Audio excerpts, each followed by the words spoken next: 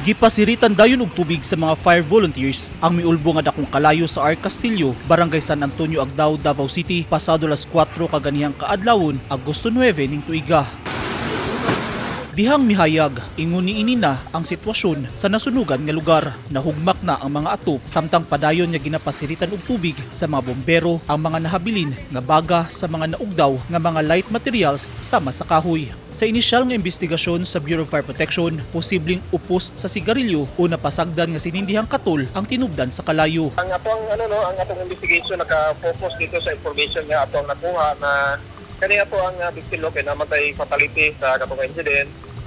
Kung daw ni siya, mahilig niya sa sigarilyo niya, pag matulog siya, nagagamit siya o katon.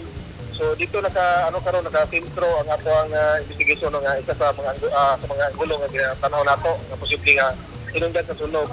So nakita natin during the search na ang katong niyang higdaanan sa ubos na siya'y mga gamit sa nina o na mga papel na mga combustible materials. So posibleng katong iyahang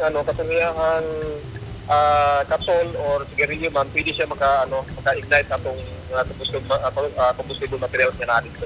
Usa ang kumpirmadong patay sa sunog nga giilang usa ka Christine Mabuna, taga-Lingig, Surigao del Sur ug duha ka semana pa lang nga nanarbaho sa nasunog nga Lechon House.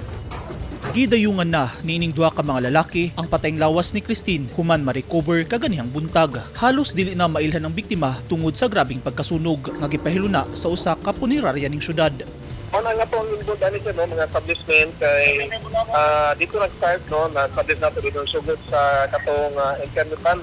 Kunya nasa na damay nga katapat niya nga katong karinderya o katong outlet sa LPG.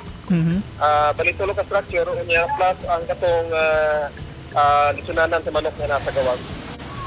Apil sa naugdaw ang usa ka internet shop, karinderya ug tindahan sa LPG. Gingong aduna say nadamay nga usa ka unit sa sakyanan ug usa ka motorsiklo. Bana-bana sa Bureau of Fire, 1 million pesos ang danyo sa sunog.